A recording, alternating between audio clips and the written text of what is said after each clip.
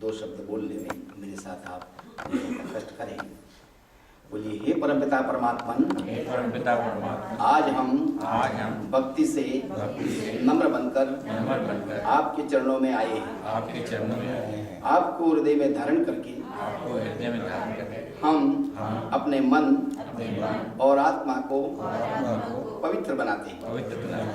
आपकी शरण में रहकर हम अपने दुखों को और दुर्गुणों को दूर करना चाहते हैं।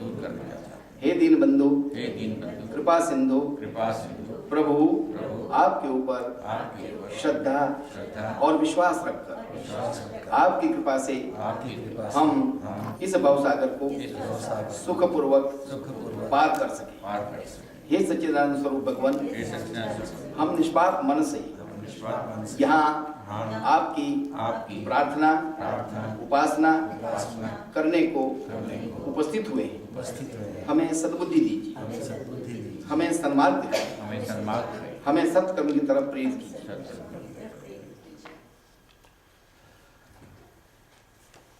आज मैंने यज्ञ के समय कहा था, हमारे लिए बहुत ही खुशी का दिन है। स्वामी श्रद्धानंद जी महाराज आज ही के दिन यानी 23 दिसंबर 1926 को बलिदान हुआ था। भारत के समय के हिसाब से 23 तारीख को शाम को 5:30 बजे के करीब उन्हें अब्दुल रशीद नाम के एक मुस्लिम युवक ने, वो तो निमित्त था, उसको जो जिन एजेंसियों ने तैयार करके भेजा था, वो जिज्ञासु शिष्य बनकर आया था। और स्वामी जी बीमार थे उस समय, लेकिन वो उसने बहुत दुराग्रह किया कि मैं कुछ प्रश्न पूछने आया हूँ और मुझे धर्म के बारे में, कुरान के बारे में कुछ पूछना है। तो उनके सेवक ने फिर उनको जाने दिया। जब सेवक मना कर रहा था तो स्वामी जी बिस्तर पर पड़े हुए ऊपर के कमरे में और नीचे सीढ़ी के पास से वो सुन रहे थे। तो उन्होंने कहा, भी कौन है? बोले, कोई आया है। बोले, उसे आने दो। खैर वो गया। फिर जो कुछ हुआ इतिहास में बड़ा प्रसिद्ध है। तो स्वामी श्रद्धानंद जी महाराज वो जो शहीद हुए उस दिन का जो प्रसंग है वो मैं आपके सामने रखना चाहूँगा। लेकिन उससे पूर्व उन्हीं के शब्दों में स्वामी श्रद्धानंद जी महाराज ने अपनी आत्मकथा लिखी, पर वो अधूरी आत्मकथा थी, क्योंकि जब वो शहीद हुए तब तक की पिछले कुछ वर्षों में वो लिख नहीं पाए थे। सार्वजनिक कार्यों में, देश की आज़ादी के संघर्ष में, गुरुकुल और आर्य समाज की प्रचार प्रवृत्ति में अत्यंत व्यस्त होने के कारण, लेकिन उन्होंने जो आरंभ में लिखा वो जो है उसके कई संस्करण हुए हैं। और जिन लोगों ने इसको पढ़ा नहीं है, अगर इसको पढ़ लें तो जो महात्मा गांधी स्वयं, जिनकी आत्मकथा विश्व के अनेक भाषाओं में अनुदित हुई और लोगों ने कहा कि ऐसी अपूर्व और अद्भुत आत्मकथा, लेकिन स्वामी श्रद्धानंद जी महाराज द्वारा लिखित, तब मुंशीराम थे, वे श्रद्धानंद नहीं बने थे, महात्मा मुंशीराम द्वारा लिखित आत्मकथा कल्याण मार्ग का पथिक, उस आत्मकथा का जो नाम था उन्होंने लिखा था कल्याण मार्ग का पथिक, इस नाम से जो लिखी है। यानी सत्य क्या हो सकता है, उसमें कोई छल कपट, उसमें कोई इधर उधर की बात, टेढ़ी मेढ़ी बात, दूसरे कहे जाने वाले नेताओं में, महापुरुषों में आप देखेंगे किसी न किसी प्रकार। श्रद्धानंद जी जब ऋषि के शिष्य बने उसके बाद सत्य और सत्य ही उन्होंने स्वीकार किया और अपना नाम भी, जैसे मैंने बताया, श्रद्धानंद अपना नाम रखा उन्होंने। तो इसके कुछ शब्द में आपके सामने शुरू में रखना चाहूँगा। युग पुरुष स्वामी श्रद्धानंद जी का भी उल्लेख महर्षि वाल्मीकि की परंपरा में किया जाना चाहिए। उन्होंने अपनी साधना के बल पर लाला मुंशीराम से आगे चलकर महात्मा मुंशीराम का स्थान ग्रहण किया। लाला से महात्मा मुंशीराम, पहले वकील मुंशीराम, लाला मुंशीराम थे, फिर वकील मुंशीराम बने, फिर महात्मा मुंशीराम बने। बाद में वे इससे भी ऊंचा उठकर स्वामी श्रद्धानंद बने। आध्यात्मिक दृष्टि से एक संत, शिक्षा की दृष्टि से प्रथम श्रेणी में विराजमान स्वामी श्रद्धानंद जी महाराज का जीवन एक खुली पुस्तक है। उनकी आध्यात्मिकता ऐसा ज्योतिष स्तंभ है जिससे प्रकाश पाकर हर आदमी अपनी जीवन यात्रा में सफलता पा सकता है। गहन अंधकार में भटकने के बाद दिव्य दयानंद के संस्पर्श से, सत्संग से लाला मुंशीराम को उसी प्रकार स्वामी श्रद्धानंद बनाया जिस प्रकार की पारस मणि के संस्पर्श से लोहा सोना बन जाता है। भारतीय एवं विदेशी साहित्य में आत्मकथाओं की संख्या बहुत बड़ी होते हुए भी इस स्वामी श्रद्धानंद जी महाराज के कल्याण मार्ग के पथिक नाम से प्रकाशित इस आत्मकथा का पुनर्मुद्रण करना हमने आवश्यक समझा। तो कहते हैं स्वामी श्रद्धानंद जी ऋषि दयानंद के चरणों में जो उन्होंने लिखी वो उनको अर्पण की थी। किसी किसी को कोई किताब डेडिकेट करता है आदमी भावना से, श्रद्धा से, तो उन्होंने महर्षि दयानंद को उस समय डेडिकेट की थी। तो उन्होंने उसमें लिखा था ऋषि दयानंद के चरणों में सादर समर्पण, और नीचे भी लिखते हैं, उन्हीं के शब्द हैं, ऋषिवर तुम्हें भौतिक शरीर त्यागी 41 वर्ष हो चुके हैं, 41 ईयर्स। जब उन्होंने लिखा तब 41 वर्ष हुए थे स्वामी जी के, मुंशीराम जी के, परंतु तुम्हारी दिव्य मूर्ति मेरे हृदय पट पर अब तक ज्यों की त्यों अंकित है। मेरे निर्बल हृदय के अतिरिक्त कौन मरण धर्मा मनुष्य जान सकता है कि कितनी बार गिरते गिरते तुम्हारे स्मरण मात्र ने मेरी आत्मिक रक्षा की है। तुमने कितनी गिरी हुई आत्माओं की काया पलट कर दी, इसकी गणना कौन मनुष्य कर सकता है। परमात्मा के बिना जिनकी पवित्र गोद में तुम इस समय विचर रहे हो, कौन कह सकता है कि तुम्हारे उपदेशों से निकली हुई अग्नि ने संसार में प्रज्वलित कितने पापों को दग्ध कर दिया। परंतु अपने विषय में मैं कह सकता हूं कि तुम्हारे सहवास ने, सत्संग ने मुझे कैसी गिरी हुई अवस्था से उठाकर सच्चे लाभ करने को योग्य बनाया। मैं क्या था इसे इस कहानी में मैंने छिपाया नहीं है। मैं क्या बन गया और अब क्या हूं, वह सब तुम्हारी कृपा का ही परिणाम है। इसलिए इससे बढ़कर मेरे पास तुम्हारी जन्म शताब्दी पर और कोई भेंट नहीं हो सकती है। ऋषि दयानंद की जन्म शताब्दी जब मथुरा में पहली बार हुई थी, उस समय ये प्रकाशित पहली बार हुई थी। उन्होंने लिखा था, कहते हैं तुम्हारा दिया हुआ आत्मिक जीवन तुम्हें ही अर्पण कर रहा हूं, कोई भेंट नहीं है। तुम वाणी द्वारा प्रचार करने वाले तत्ववेत्ता ही न थे, परंतु जिन सच्चाइयों का तुम संसार में प्रचार करना चाहते थे उनको क्रिया में लाकर सिद्ध कर देना ही तुम्हारा ही काम था। भगवान कृष्ण की तरह तुम्हारे लिए भी 3 लोकों में कोई कर्तव्य शेष नहीं रह गया था, परंतु तुमने मानव संसार को सीधा मार्ग दिखाने के लिए कर्म की उपेक्षा नहीं की। भगवान, मैं तुम्हारा ऋणी हूं, उस ऋण से मुक्त होना चाहता हूं। इसलिए जिस परमपिता की असीम गोद में तुम परमानंद का अनुभव कर रहे हो, उसी से प्रार्थना करता हूं कि मुझे तुम्हारा सच्चा शिष्य बनने की शक्ति प्रदान करें। विनीत श्रद्धानंद। आपकी जानकारी के लिए ये लंबी चौड़ी आत्मकथा है, पर अत्यंत संक्षिप्त सार में मैं आपको बता दूं तो मुंशीराम जी ने इसमें लिखा है कि मैं एक संपन्न और बड़े उच्च अधिकारी का बेटा रहा। संपन्न इसलिए कि उनके पिता लाला नानक चंद जी, जो जालंधर के पास तलवन उनका वतन था, जन्मस्थान, वहाँ के जमींदार थे और अंग्रेजी के राज्य में भी एक अच्छे पुलिस अधिकारी थे। आज की भाषा में जिसको सुप्रीटेंडेंट पुलिस एसपी कहते हैं, उस जमाने में किसी हिंदुस्तानी का, हमारी इस चमड़ी का, क्योंकि अंग्रेज अफसर ही होते थे अधिकतर, ऐसे ऊंचे पद को पाना कठिन होता था, लेकिन उन्हें अच्छा पद मिला। इसका एक कारण ये भी था कि मेरे पिता ने बड़ी निष्ठापूर्वक ब्रिटिश सरकार की सेवा की थी और इससे सरकार उनसे बहुत प्रसन्न थी।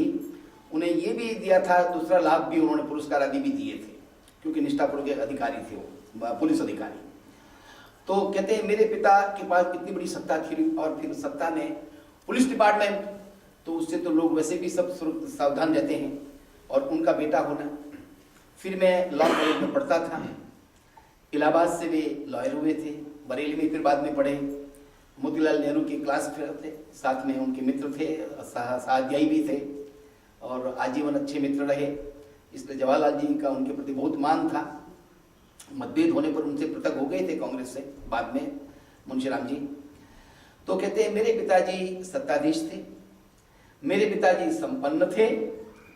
तो कहते हैं संपन्न और सत्ता जब दोनों मिल गई तो उनका बेटा था, वो कहते हैं ने बड़े घर के बेटे जल्दी बिगड़ जाते हैं, तो कहते हैं उस बिगड़ने के लिए जो कुछ आवश्यकता सब कुछ मेरे पास उपलब्ध था, और मैं बिगड़ता चला गया। पढ़ाई में बहुत अच्छा था, अंग्रेजी उपन्यासों को पढ़ने का मुझे बहुत शौक था। सफल में लॉयर हो गया और फिर मैं सब काम करने लग गया जो काम के व्यक्ति के लिए और समाज के लिए अच्छे नहीं होते, यानी शराब पीना, रात दिन मांस के बगैर न रहना, जुआ खेलना, और उससे आगे बढ़कर भी और कोई जो बुरे काम हो सकते हैं भटकने का, वो सब कहते मैं करता रहा। और यहाँ तक कि मेरी पत्नी शिव देवी एक आर्य गृहिणी थी। जब मैं शराब पीकर नशे से इतना चूर होकर जब घर लौटता था रात को, कभी 12 बजे कभी 1 बजे, तो वो कहते मेरे लिए गर्म पानी तैयार रखकर, दूध तैयार रखकर वो बैठी हुई थी, इंतजार करती जब पति देव आएंगे तो खाना खाऊंगी। तो कहते मैं नशे में कभी कभी उसको डांटता था, लताड़ता था कि तुम क्यों जगती हो, क्या जगने की जरूरत है, कहती तुम्हें, तुम अपना काम खा लिया करो, मैं सब अपना निपटा कर आया हूँ। कहती नहीं मेरा तो फर्ज है नहीं, आप चाहे हो, लेकिन फिर भी तो कभी कभी कीचड़ से सने हुए भी आते थे, तो उनको फिर धुलाना, सफाई करना, कपड़े बदलवार कर, जैसे एक पेशेंट को करता है कोई या बच्चे को करता है माँ, इस प्रकार। तो शिव देवी ऐसा उनको ये करती थी।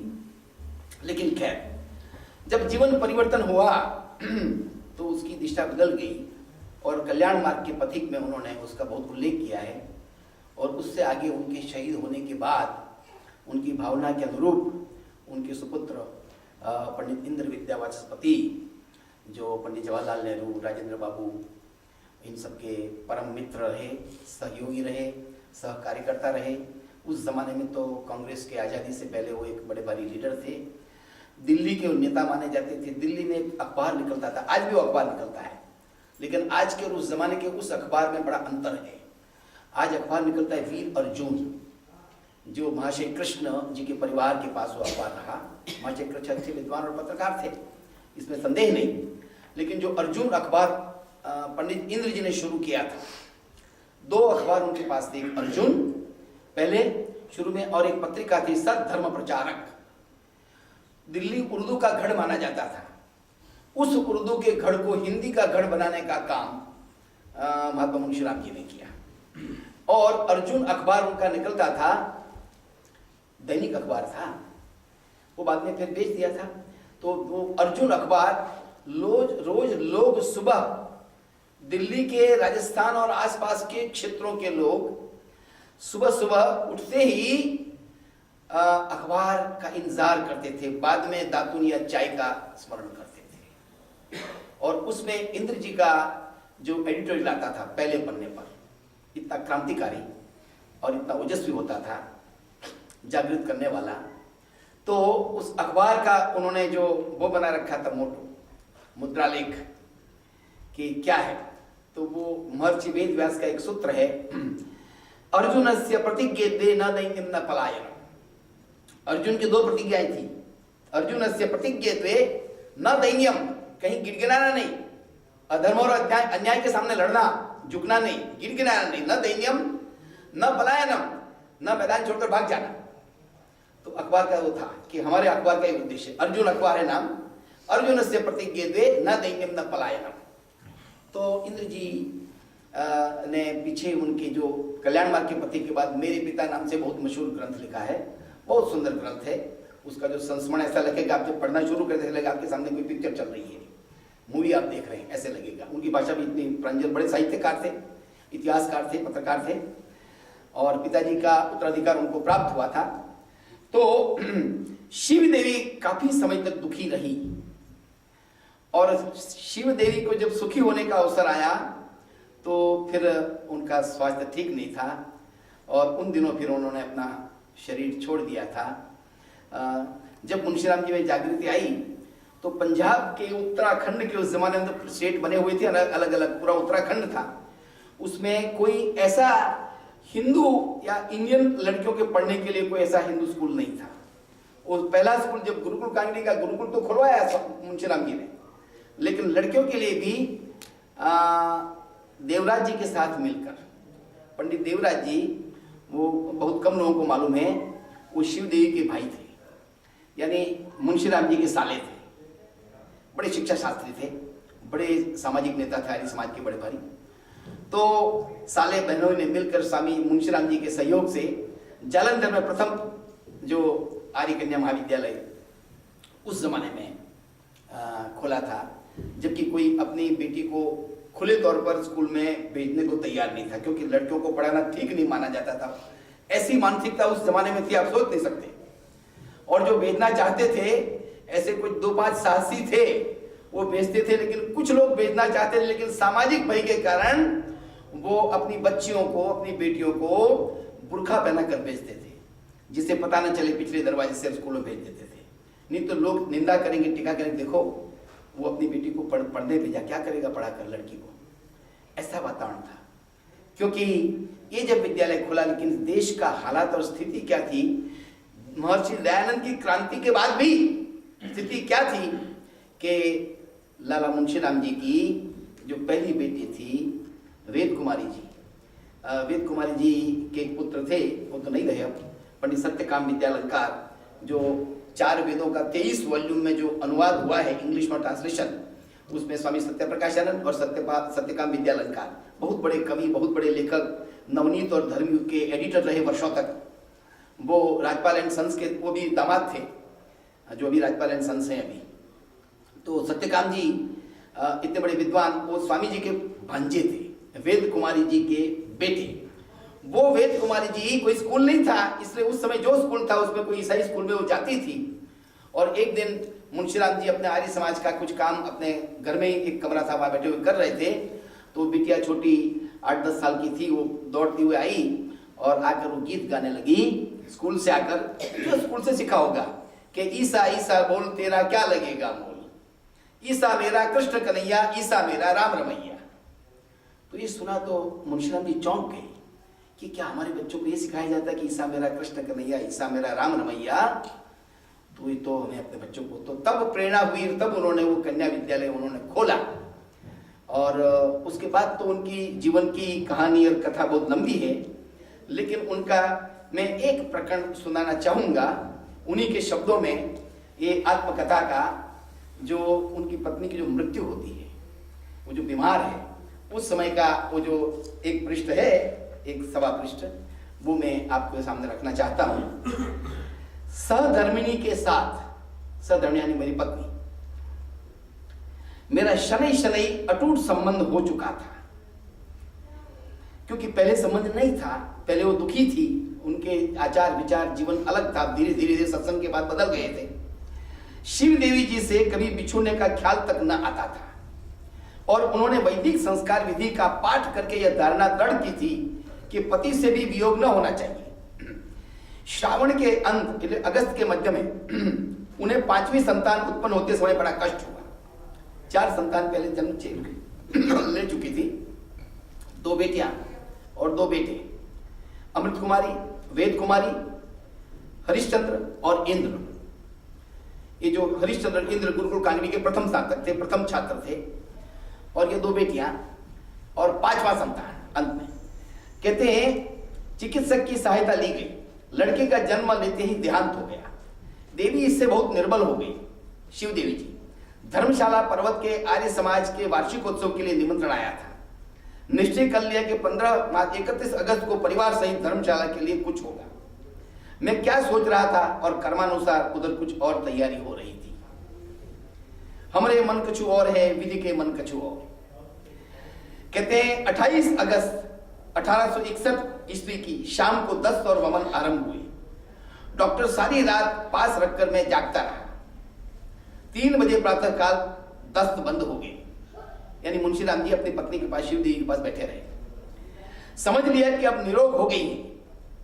13 भाद्रपद अर्थात 26 अगस्त के दिन और रात आराम रहा।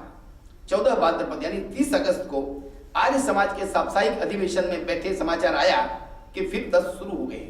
मैं आर्य समाज के सत्संग में बैठा हुआ था, वहां समाचार कोई देने आया कि दस्त फिर शुरू हो गए हैं। घबराहट कुछ कम हो रही थी। डॉक्टरों को सम्मति के लिए बुलाया गया। एक डॉक्टर ने वहां ही डेरा लगाया। माता ने आकर शाम से ही गोद में ले लिया। देवी के भाई पास थे, यानी देवराज भाई। बहुत तेरा इलाज किया, परंतु काल के आगे किसी का वश न चला। 9 बजे रात के जब माता थोड़ी देर के लिए अलग हुई तो पुत्री वेद कुमारी से अपना कलमदान मांगा, पर्चे पर कुछ लिखा और उसके निचले खाने में रख दिया। यानी उन्हें ऐसा लगा कि शायद अब मैं अगर जीवित नहीं रह सकूंगी, तो जो मन के विचार थे उसमें शक्ति थी, तो शिव देवी ने एक कागज पर लिख दिया और वहां अपना जो ड्रॉट था उसके अंदर रख दी चुपचाप चिट्ठी कि मैं जीऊं न जीऊं बाद में वो पढ़ लेंगे मेरे पति मुंशीराम। क्या लिखा है कहते हैं जब दवाई पिलाने लगा तो हाथ जोड़कर प्रणाम किया। शिव देवी ने दवाई पिलाने लगे मुंशीराम जी, तो हाथ जोड़कर प्रणाम किया। जब दवाई पिला चुका तो माता को धीमे स्वर से कहा, मुझसे बड़े अपराध हुए हैं, जिनकी मुझे सेवा करनी थी ये मेरी सेवा कर रहे हैं। माता ने प्यार दिया। भाई देवराज ने कहा, बीबी जी भजन सुनोगी? कहा हाँ। देवराज जी ने आरंभ किया, प्रभु जी भेंट धरू क्या मैं तेरे, प्रभु जी भेंट धरू क्या मैं तेरे। देवी तब लब हिलाती रही, बोल नहीं सकती थी। भजन समाप्त हुआ। माता ने रोकर पूछा, बच्चे किसके सुपुर्द कर चल रही हो? शिव देवी को पूछा कि किसके बच्चे आप समर्थ किसको सौंप कर जा रही हो? तुम जाना कह रही हो, अब मैं नहीं जीऊंगी। उत्तर मिला, आप ही पल जाएंगे आप ही पल जाएंगे। मुझे देवी ने बाबूजी कहकर संबोधन किया करती थी। 4 बजे मैं बाहर डॉक्टर से कुछ सलाह करने गया। 20 मिनट पीछे बुलावा हुआ। मुझे देखते ही 2 बार कहा, बाबूजी। मैंने झुककर नब्ज हाथ में ली, लब हिलते थे। एक बार स्पष्ट ओम का उच्चारण मैंने सुना और फिर माता की गोद में प्राण त्याग दिए। 6 बजे से ही नर नारी का हजूम जमा हो गया। स्त्रियों ने रोना पीटना आरंभ कर लिया। देवी की माता और उनकी जेठानी, मेरे बड़े भाई की धर्मपत्नी, ने सबको रोने पीटने से बंद कर दिया और 6 बजे स्मशान हुए वैदिक विधि से मृतक शरीर का अंत्येष्टि संस्कार करा के परमात्मा से शांति के लिए प्रार्थना की गई। देवी ने 4 संतान छोड़ी। वेद कुमारी 10 वर्ष, हेमंत कुमारी जिसका यज्ञोपवीत संस्कार के समय नया नाम रखा गया था अमृत का, 6 वर्ष, हरिश्चंद्र 4 वर्ष, इंद्र 2 वर्ष। इनमें से इंद्र उस समय भी ज्वर और दस्तों से पीड़ित था और 6 मास पहले भी उसे निमोनिया हो चुका था। मेरे बड़े भाई की धर्मपत्नी ने इस सबको संभाल लिया। दूसरे दिन प्रातः मैंने देवी का सामान संभालना शुरू किया। बड़ी पुत्री ने कलमदान लाकर बतलाया। माताजी ने एक कागज लिखकर उसमें रखा था। मैंने कागज निकाला, उसमें लिखा था, अब मरने से पहले जो लिख गई थी, बाबूजी मैं अब चली, मेरे अपराध क्षमा करना। आपको तो मुझसे अधिक रूपवती और बुद्धिमती सेविका मिल जाएगी, परंतु इन बच्चों को कभी मत भूलना। मेरा अंतिम प्रणाम स्वीकार करो।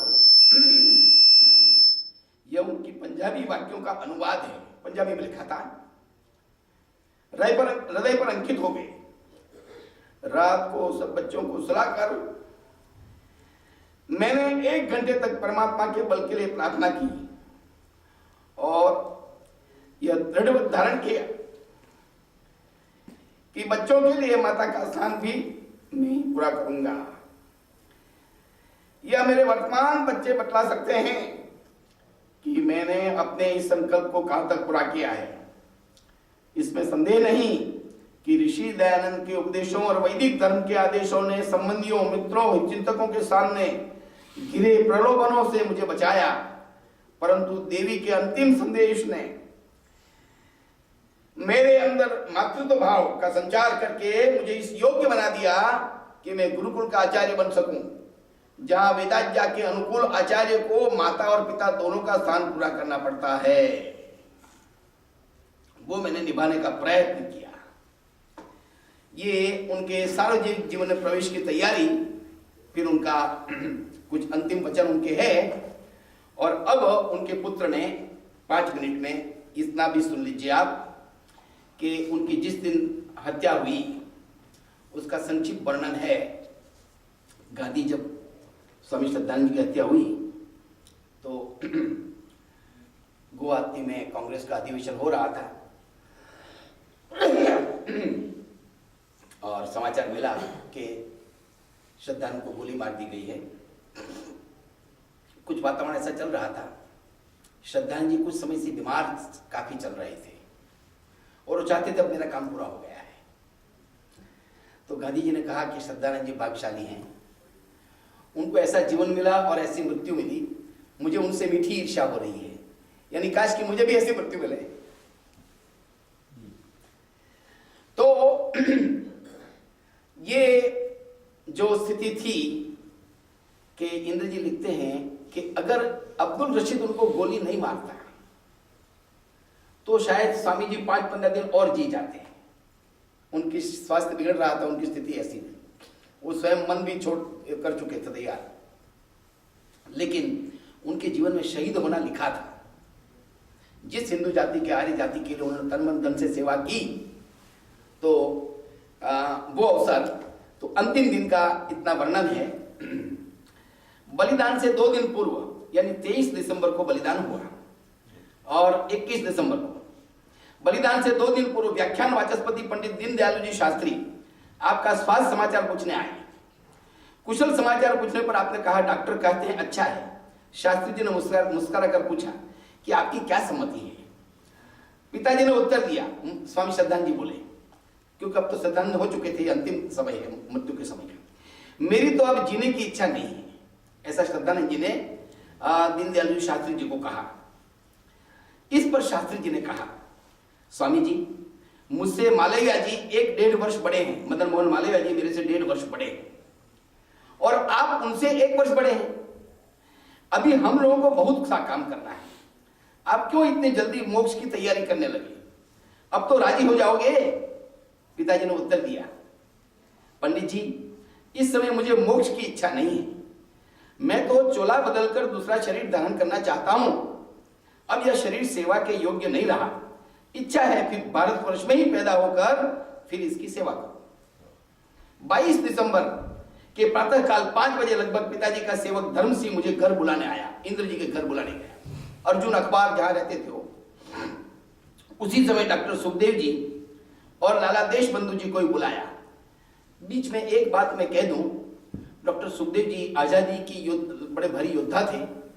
उस जमाने में वो पिछड़ी जाति से थे, खत्री नहीं थे, और उस जमाने में पिछड़ी जाति में शादी करना और शादी करने की बात कहना ये कोई कल्पना की बात नहीं है, हो कोई सोच नहीं सकता है।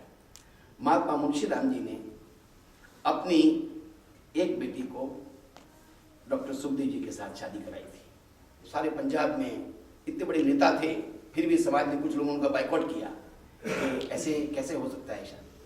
तो वो कहते हैं मैं लोगों को उपदेश क्या दूं, चैरिटी बिगिंस एट होम, मुझे I should put it in practice, स्वयं इतना बड़ा काम देखिए आप। तो कहते डॉक्टर सुखदेव जी को और लाला देश बंधु जी, बड़े भारी नेता थे दिल्ली के लाला देश बंधु जी, को बुलाया गया था।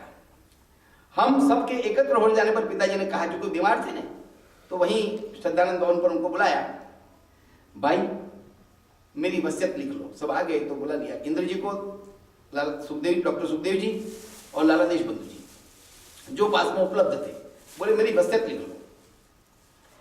इस शरीर का कुछ भरोसा नहीं, कब क्या हो जाए यह भगवान के सिवाय किसी को पता नहीं है। उस दिन पिताजी की तबीयत काफी अच्छी समझी जा रही थी। डॉक्टर अंसारी, जो बड़े भारी मशहूर डॉक्टर अंसारी थे, उनके फैमिली फ्रेंड थे डॉक्टर थे, ने पहले दिन कहा था कि अब कोई खतरा नहीं रहा। डॉक्टर सुखदेव जी ने निवेदन किया कि अब चिंता और घबराहट की कोई बात नहीं है, आप शीघ्र ही बिल्कुल ठीक हो जाएंगे।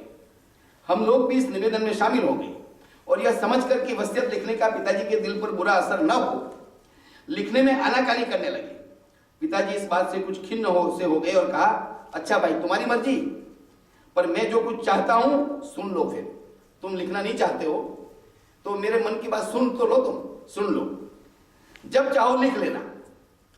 हम लोग सुनने लगे। उस समय हम लोग चर्म के चक्षुओं से देखते थे और पिताजी की आज्ञा ज्ञान चक्षुओं से देख रहे थे कि क्या होने वाला है।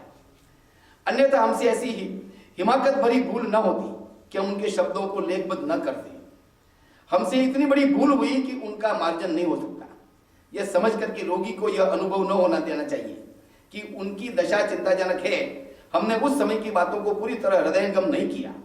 पीछे से स्मृति को ताजा करके निम्नलिखित बातें ध्यान में आई। क्या वो बोले?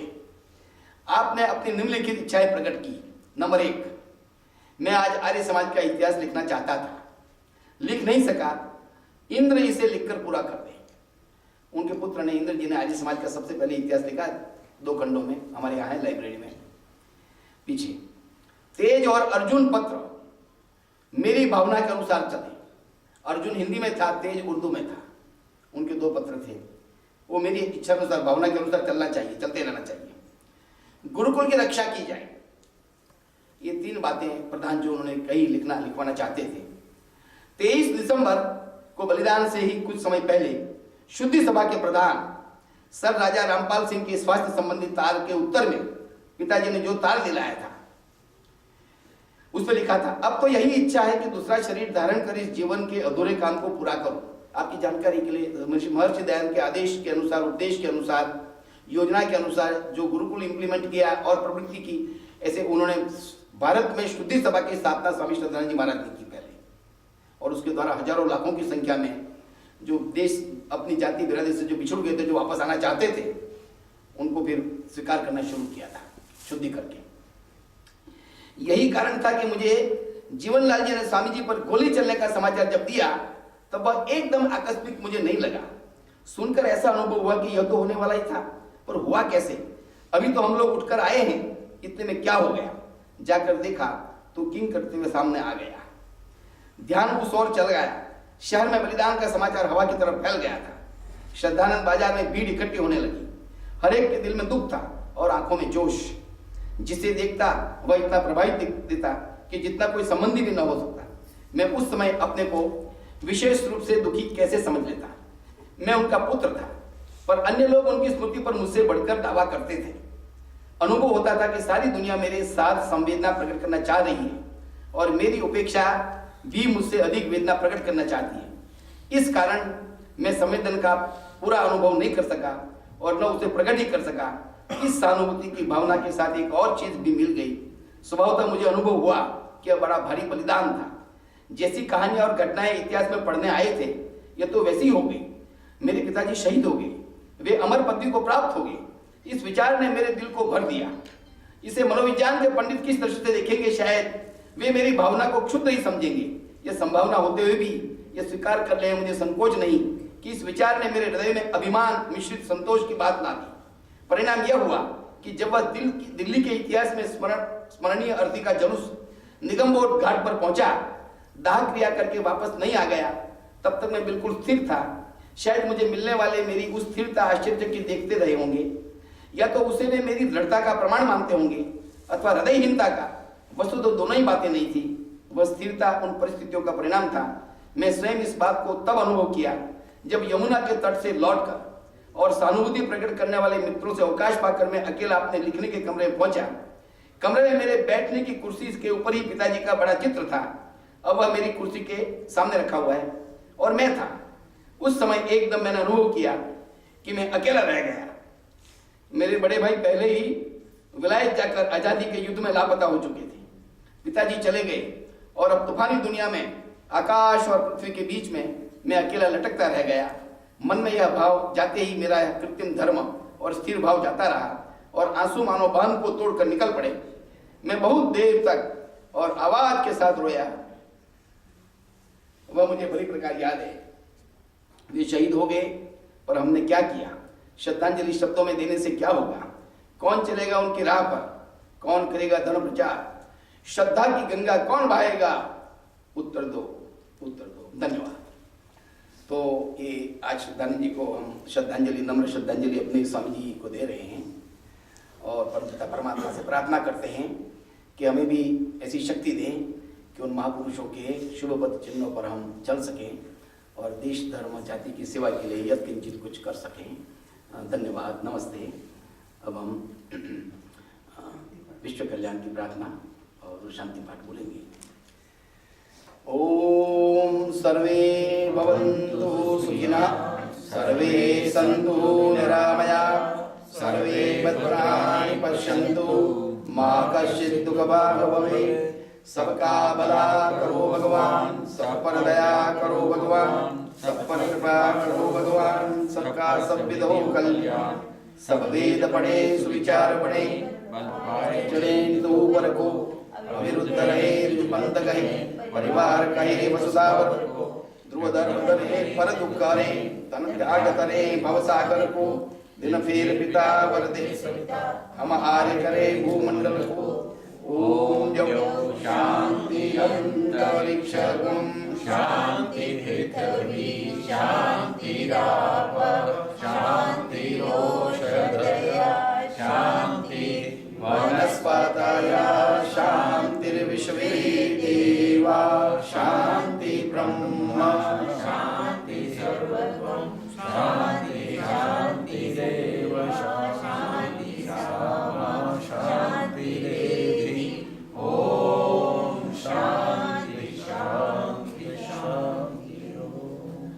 जो बोले सो अभय वैदिक धर्म की जय। भगवान रामचंद्र महाराज की जय। योगेश्वर कृष्णचंद्र महाराज की जय। महर्षि दयानंद की जय। अमर शहीद श्रद्धानंद की जय। भारत माता की जय। God bless America.